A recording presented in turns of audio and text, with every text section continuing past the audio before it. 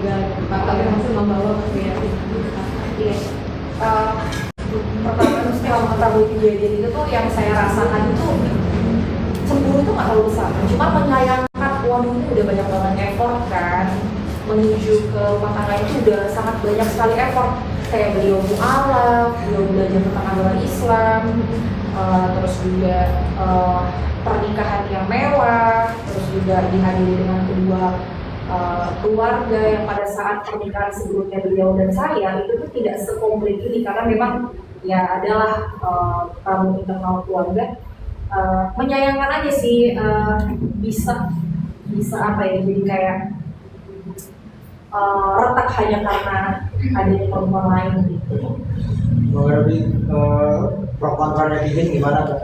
Pro kontra sih wajar sih, masih aman sih. Kalau kontranya ke saya sih masih yang dalam batas wajar gitu loh, jadi dapat dimaklumin. Paling ini drama mungkin saya bisa menilai kayaknya beberapa dari mereka tuh nggak yang nonton tutup gitu loh, jadi aman sih, bisa aman banget. Tapi kalau pro-nya banyak yang juga. Karena kemarin setelah itu kan sempat kebabok berdua sama suami, mungkin dari tahu juga masih alasan dia untuk video call itu mungkin motifnya apa? Apakah memang sudah habit atau memang apa namanya karena kesepian aja terus dia juga? Enggak sih, beliau bilang mungkin lagi ada iseng aja, kondisi. Saya juga nggak dapat mempertanyakan ke dia banyak hal, mungkin dia juga punya alasan pribadi yang pasti mungkin privasinya. Cuman kadang-kadang kan balik lagi kayak ya mungkin nggak ngaku kali atau ngaku gitu kan. Kehidupan anak-anak saya punya 2 anak saat ini. Saya harus kelihatan fine-fine aja, apalagi kan untungnya mereka tuh belum paham banget gitu loh. Cuman kan kadang-kadang mikir kasihan ya kalau anak-anak saya ini harus sekolah, tapi banyak mata yang melihat tuh kan jadi melirik kayak ini ibunya. Itu sih pressure. Cuman mereka nya mungkin belum tinggal di rumah sana, cuma sering bolak-balik ke rumah saya terus. Karena saya sampai saat ini itu sangat ingin memperhatikan keduanya karena dengan adanya 2 anak ini itu kelengkapan buat saya gitu loh. Harus kebahagiaan buat kita seorang ibu pasti, karena semenjak saya menikah kan saya memiliki 2 anak ini tuh kayaknya tuh kalau ada abangnya doang nggak ada adiknya nggak lengkap, ada adiknya doang ada abangnya nggak lengkap, jadi masih 2 gitu loh. Jadi kayak yang kebahagiaan saya mereka berdua ini kami itu masih ada. Cuman kalau dari saya sendiri sih gimana ya, menyayangkan 2 kali gagal itu ya, tapi apa boleh buat case-nya seperti ini juga kan gitu ya, menyayangkan apa sih. tapi juga menyayangkan juga kok harus sampai ke Komnas Anak pembahasan keluarga. Oh ini nggak ada, ini masalah yang lain semua. Nah terakhir mungkin Kak, berarti sampai sekarang Mas belum diterima Kak dari pemilihan terakhir sebulan kemarin.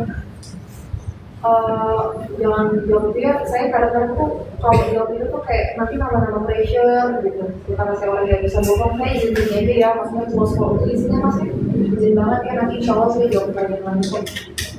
Itu kalau soal anak-anak boleh juga sedikit. Satu pertanyaan lagi ya, satu aja ya. Pengaturan waktu untuk mantan dan anak.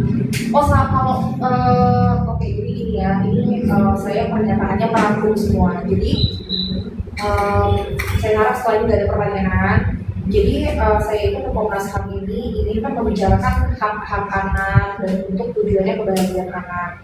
Jadi kedatangan saya ke sini itu berpotensi untuk mengatur jadwal pertemuan anak, tapi dengan catatan tertentu. Saya meminta kepada mantan suami saya untuk bertanggung jawab atas nafkah yang pokok aja, seperti uang sekolahnya, karena saya itu ingin anak saya ini tumbuh menjadi anak yang memiliki role model seorang bapak. Itu perannya apa? Karena jujur aja sekarang itu miris banget loh mbak, melihat banyak banget laki-laki yang nggak laki-laki, yang nggak punya mental provider, yang bukan laki-laki yang apa ya seutuhnya, maksudnya jadi mentalnya lembek. Kadang kan betul laki-laki, tapi mental itu nggak provider, nggak kuat gitu. Jadi saya ini mengajukan tolong bayar nafkah untuk anak saya yang seharusnya di sekolah aja. Semuanya sejauh ini saya provide karena dari dia kecil sampai sekarang ini tidak ada satu rupiah pun nafkah dia sampai ke anak saya gitu. Makanya itu yang sangat saya sayangkan, dia menuntut bertemu anak saya, tapi saya berharap untuk dia juga bisa memberikan hak anak saya gitu aja sih. Yes, benar, dan buat anak kan saya juga nggak karena di tuntutan waktu saya bercerai hak asuhan anak saya, dan saya juga ada tuntutan untuk nafkah anak 5 juta sebulan, tapi tetap aja sebenarnya 5 juta sebulan itu nggak cukup mengcover karena keluar sekolah anak saya aja jauh lebih daripada itu per bulannya. Jadi saya cuma menuntut untuk sama-sama menjadi orang tua yang baik dengan perjanjian tertentu, jadwal nanti mungkin akan dibicarakan karena belum rilis juga berapa kali harusnya seminggu ke sana, belum ada persetujuan, tapi menuntut bahwa kalau bisa menjadi ayah bertanggung jawab aja sih. Jadi sih harapan saya kan nanti setelahnya kalau mau ketemu ya nggak apa-apa di komprominya. Terima kasih banyak, thank you banget loh kalian. Aku minta maaf ya udah nunggu lama-lama. Gak apa ya, makasih kakak. Semoga selesai dengan baik. Amin, doain ya support ya.